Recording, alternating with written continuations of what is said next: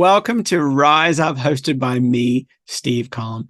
Today, I'm so excited because we are going to interview. I should say, I'm going to interview John Shiel. He is an amazing guy, and he's an entertainment lawyer, amongst other things. He runs his own publishing company. He actually had one of his songs placed just in the last few weeks on a major US show, and so there's so many. He's got so much stuff to share, and we're also going to, because he's an entertainment lawyer, we're going to be also talking about how to copyright your music, your songs, and copyright and protect any intellectual ideas you have. Like maybe you have an idea and you need to get a patent for it. Maybe it's the next coolest gadget thing, and you've been thinking about, and you know that would make life better for you and for other people.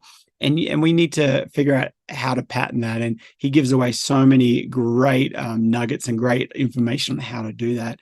And so I'm really excited. It's going to be amazing. And then we also talk about some of the hurdles that he had to overcome, some of the obstacles he had to go around and kind of figure out ways to get through them. And so that's going to be amazing as well. But I wanted to let you know before we jump in is, it costs money to do these, and this one is sponsored by my Patreon account. So if you go over to patreon.com/Steve Collum, you can become a supporter. You can buy me a coffee every month. Whatever, every little bit counts, and it helps me to enables me to keep doing this. And so, but anyway, I'm really excited to dive in. So let's go. Let's dive in. Is there anything that you've had to, really kind of overcome to get to, even to go through law school? Like you said, you did it at night, holding it down a job as well. There's got to be so many times, and I know many of our listeners and viewers, they're working a job they don't like, or they're struggling. They're trying to reach their dreams. They're trying to overcome whatever is in their way. And so, what are some of the things that you had to kind of overcome to get to where you are now?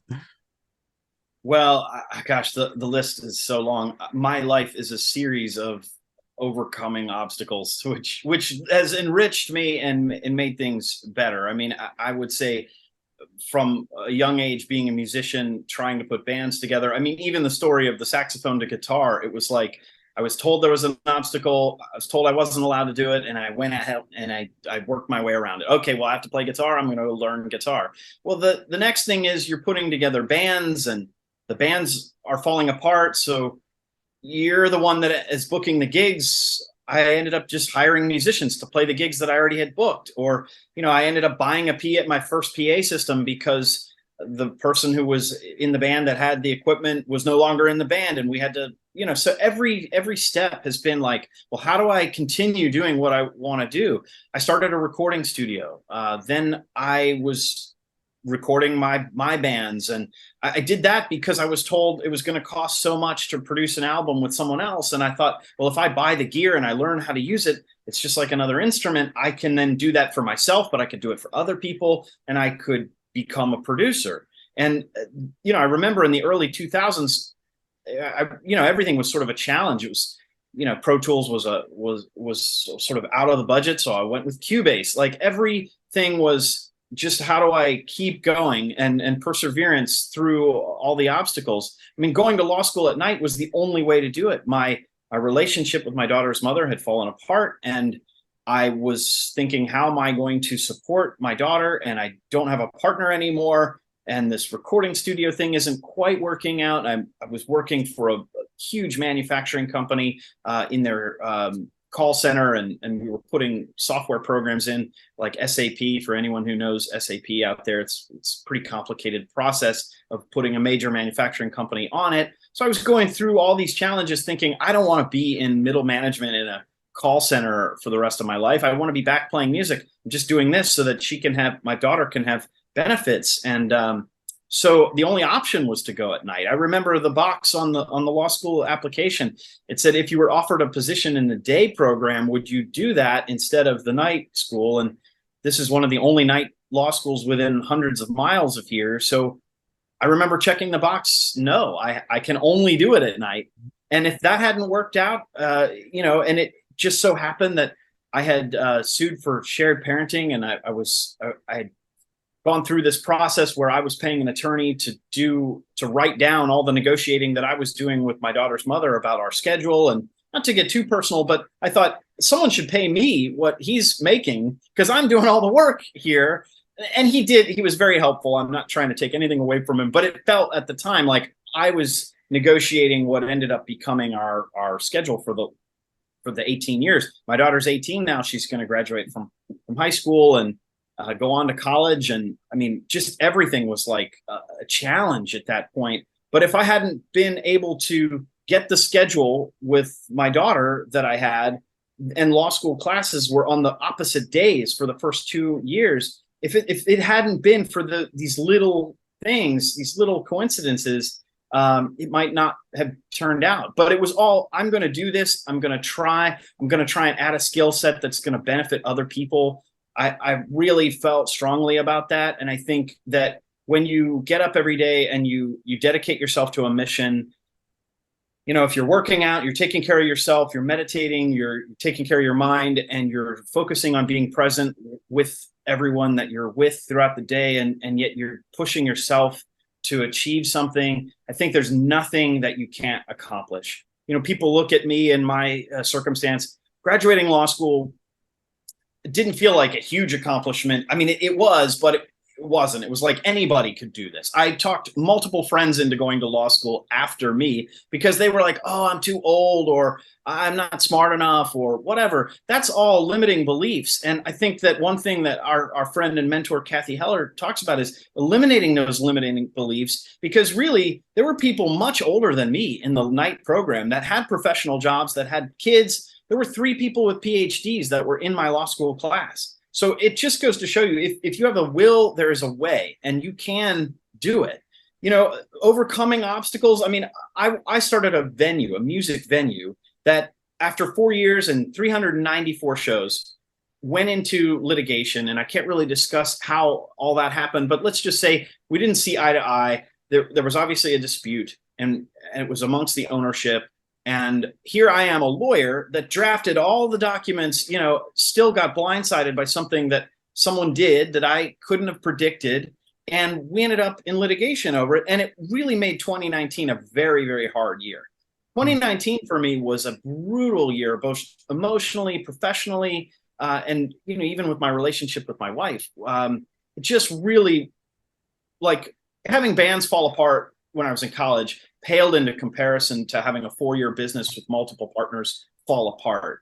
But at the end of that year, I walked away before Christmas from the mediation. We resolved it. I won't say too much about how it was resolved, but it was decently resolved in my mind, that we were able to walk away right before Christmas and kind of put it to bed. And, you know, I had put my blood, sweat, and tears into this business. I was there every night of the week. I was running sound, lights, and video for everything from solo singer-songwriters up to 18-piece jazz big bands. Wow.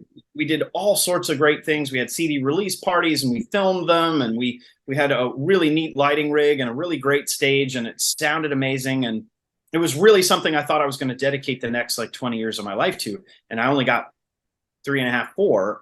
And it was hard to let that go.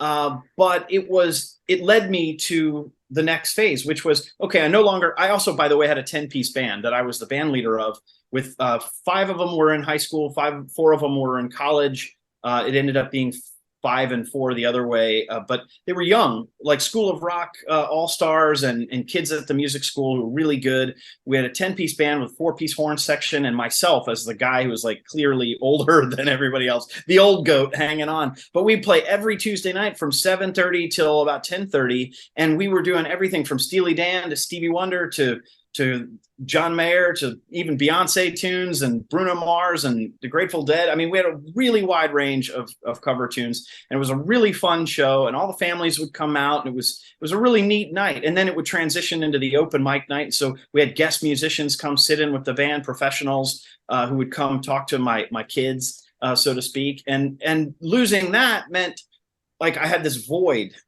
So 2020 came around, And this is January of 2020, and I saw the advertisement for Kathy's course, and I thought, well, I've always wanted to write songs for ads, TV, and film. I'm going to get into a class about sync songwriting.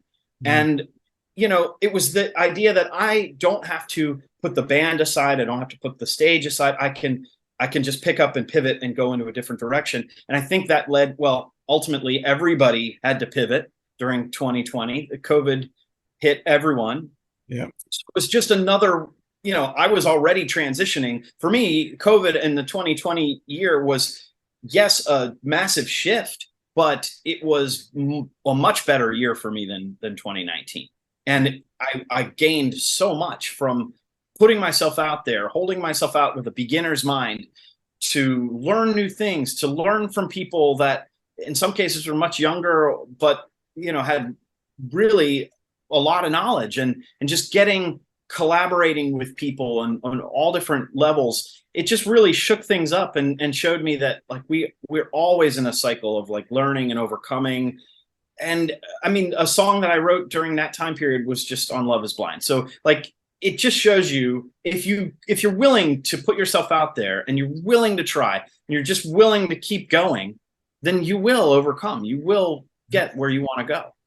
Oh man, that's absolutely amazing. And I love that you when you first said, some of the obstacles that you had, you didn't quit and you didn't say, oh, okay, well, I guess the universe is saying don't do that. You're like, okay, well, how can I do it? Maybe I can do it a different way. Or so one little nugget or one little wisdom lesson for anyone listening and the viewers is, don't quit. Like just, go around it. Or if an obstacle is in your way, don't just stop, go over it. You can climb over it. You can go walk around the side of it.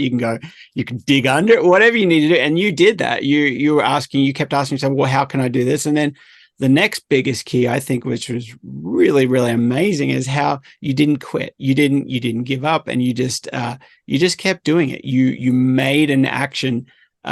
You made it like you took action. You weren't just going to sit on the couch and be like, well, let's just universe come to me or whatever. It's like, no, you were like, okay, I'm going to proactively. I've decided, I'm going to become a lawyer. And so I'm going to pass the bar. And so I can't do day school. What else can I do? Night school, and you found where you could go. And so I think that's just so powerful. And, I just want the viewers and the listeners to take that and be like, you know what, you can accomplish anything if you just don't quit and you find a way over that obstacle and take action. That's exactly what you've done. And you're seeing the fruit of it. Like was it just this week that you got your placement on, was it last week or?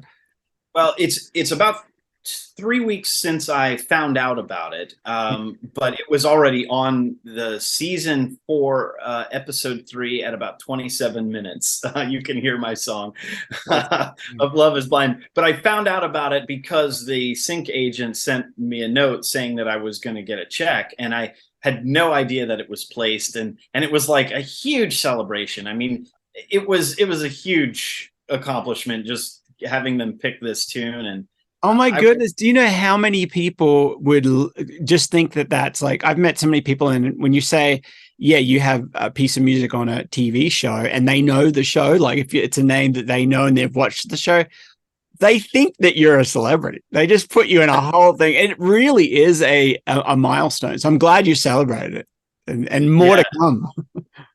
Well, absolutely. And it does reinforce that if you take action, if I don't write another song in my life, well, I won't have another opportunity to do that again. So I just have to keep writing. I was writing a song last night right before I went to bed. I had an idea, and I was in a really old house, really old mansion, and I saw something in the house, and I just started doing some object writing. And right before bed, like I just thought it was a neat idea, neat concept, and I just started writing, and it's going to turn into another song. So every day I try to look for those little moments where I can do a little bit of writing every day. If I don't consciously do it, then the day goes by and so many other things creep in.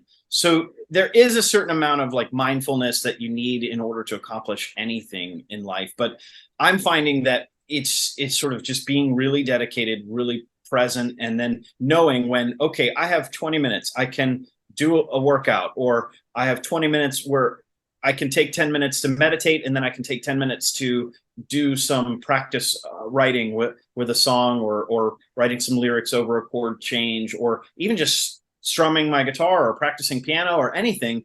It's like making sure that you actually do it and take action, to because the actions build upon themselves, and with practice, we none of us would be musicians without practice, right? It's just, you wouldn't be able to do the things you do. So really everything in my life is all one thing. If you learn how to do one thing, you've learned 1,000 things. And I learned how to play instruments when I was young, and that just has turned into, when I want to learn something, I dedicate some time to it. And I heard something recently that said that an amateur does something until they learn how to do it, and then they stop. A professional does it until they can't fail, or they can't do it wrong. And I think that's really it. Like, if you learn a song, but you learn it just to the point where you can play it, and then you stop, well, in a week or two, you'll forget about it. But if you learn it to that point where you can play it, and then you play it every day, to the point where, in a month when you have a gig, you can just pull it out, and you've played it the way that it's supposed to be played. That's how you do it. I mean, they don't call it practicing law for nothing. You learn every day by reading what changed in the law, reading the court cases, keeping up on things. It's just a daily practice. Everything is just a daily practice. We're all just practicing being human beings. Yeah. So that's it. That's so powerful, because so many people want to accomplish something, or they want to head towards a direction. Maybe it's starting their own business, or and taking that tiny step every day. It could be if you've got to figure out all this stuff, it could be putting your alarm on, or putting a timer on, and spending 15 minutes researching what you got to do. If you have to start register as an LLC or a business name, then 15 minutes a day of just doing that, and you will make that progression. Because we all know too well that the day flies by, and you're about to fall asleep, and you're wondering what on earth you did that day. And so it's like, you have to be mindful. I love that you said that. And one other thing that I just want to go back before we kind of start wrapping down, you touched on something which I think is just so valuable. You talked about you realized that you're going to have to look after your daughter, and you needed there wasn't two incomes anymore, and there's going to be that one, and that kind of was the callus, or the trigger for you to go to law school.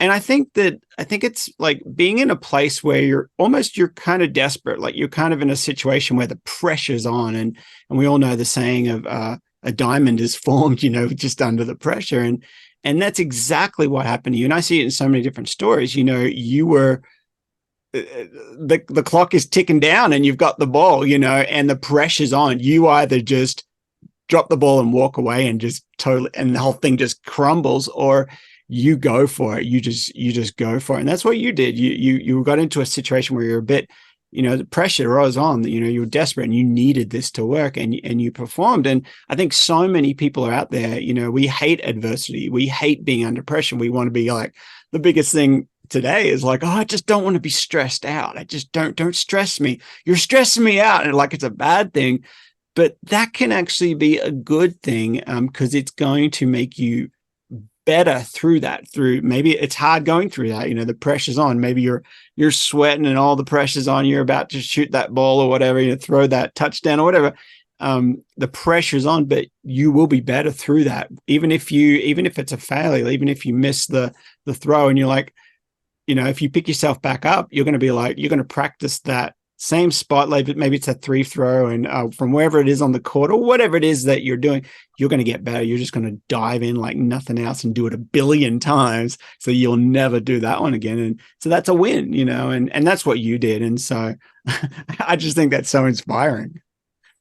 Well, I appreciate you saying that. I really do. I could not have done it without the people that are around me. And so I'll just point out that we are not no man is an island, and that's a saying for a reason. It's really true. I had family support. My family were very good to me during the time when I needed them. My parents were great at watching my daughter when I was studying for the bar exam. She wanted to be with me, but they kind of distracted her so I could have a few more hours of study, because it really was intense. The pressure of studying for the bar exam was 3 months, and it was 10 to 12 hours a day. It really was pretty intense. I wanted to pass. I knew I needed to pass. If I hadn't passed, it would have been a while to retake it, and it would have set back all my plans to start the business and everything. So my parents were really helpful. And I think, even if you don't have like close family, you have friends. Everybody has friends, and I want everyone to understand out there that you're not alone. Like,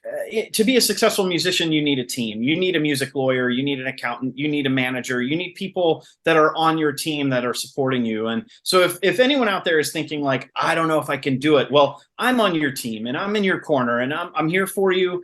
And I think this podcast and many others like it are examples where there's good people out there who want to support what you're about. And I think that part of being successful in times of pressure is being resourceful and reaching out to your team and knowing what they can provide and what they can't provide. It's not the same as saying, okay, mom, dad, you take the bar exam for me so that I can, I still had to do the work and I still had to do what I needed to do, but they were able to kind of help watch my daughter at a time when I really needed some additional family support. So that was really a huge blessing. And I think that no matter what your family circumstances or your background, your situation in life, there are people around you who can lend some assistance. And it may be not exactly what you want from them or what you think you need, but what they can offer is actually what you need.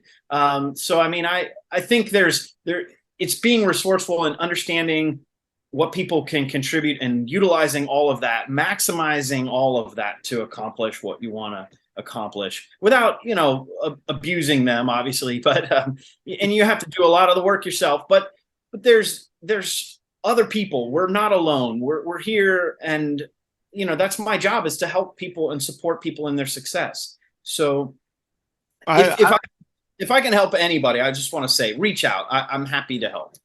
Well, everybody's out wants to know, well, how do they reach out to you, or how can they connect with you?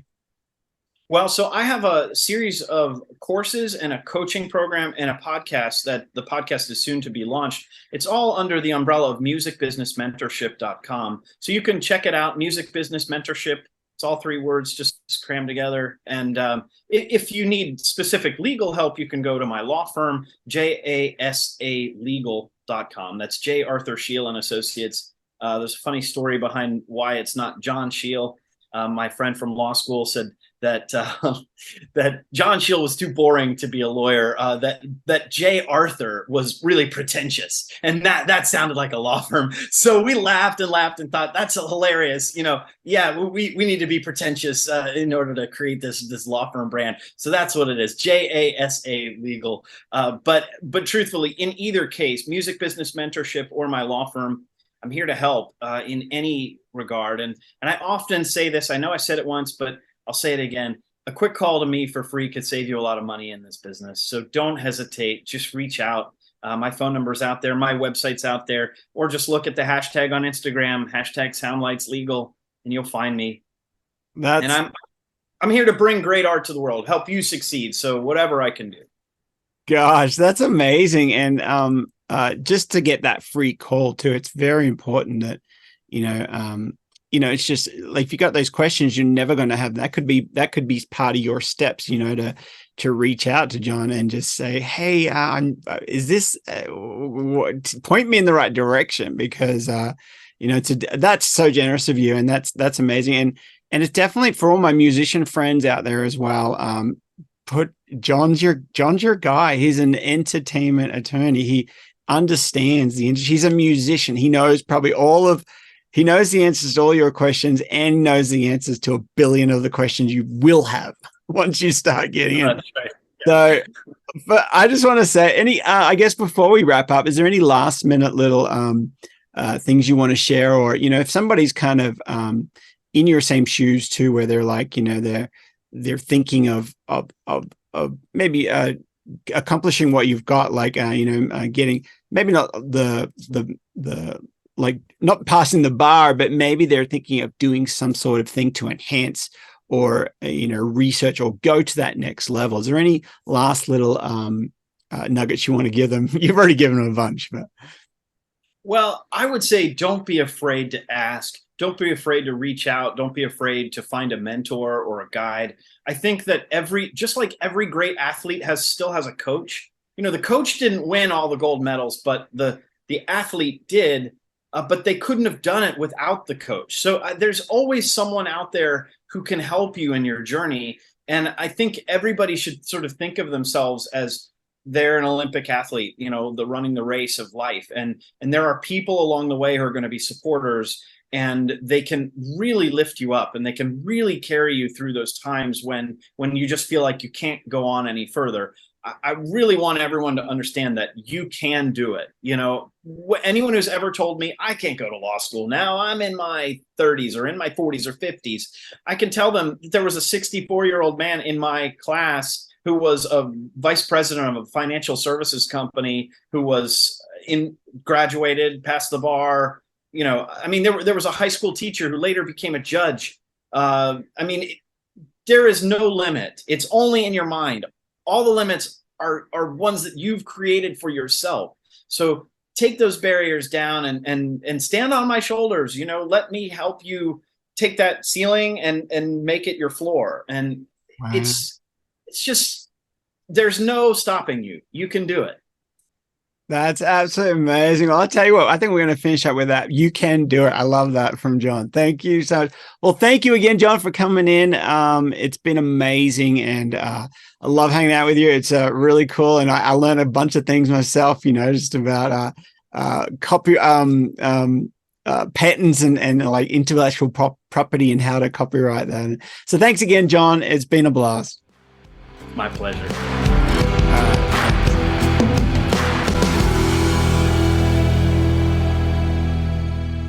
Well, that was amazing. Thank you so much, John. You dropped some great nuggets and I'm learning so much already, and it's really, really cool. So thank you so much for hanging out with us and sharing your information there. And I want to let everybody know again that this podcast and this interview is brought to you or sponsored by my Patreon account. So if you head over to patreon.com/Steve Collum, there you can sign up and you can register, and you can become a supporter, and you can, for as little as a cup of coffee a month, every little bit helps, and it helps me to keep going, and it gives me an opportunity to give my son, who is stillborn, a voice, of sharing amazing stories, inspirational stories, motivational messages, and lessons, and hopefully hopefully this will inspire you to reach your dreams and go to your next level and do the next thing that you need to do in order to get to your next level, to get to your dreams. Because I always say this, but your dreams didn't give up on you. They're always going to be there. They're always popping up saying, wouldn't that be good? Or imagine that. And so don't give up on your dreams. You do the work. It's going to take work. And so anyway, so again, thanks for watching, and I will see you in the next one. Whoa, we're gonna rise up. Whoa, not gonna give up. Whoa, we're gonna rise up. Whoa, we're gonna rise up. Whoa, not gonna give up. Whoa, we're gonna rise up. Rise up, yeah. Oh, we're gonna rise up.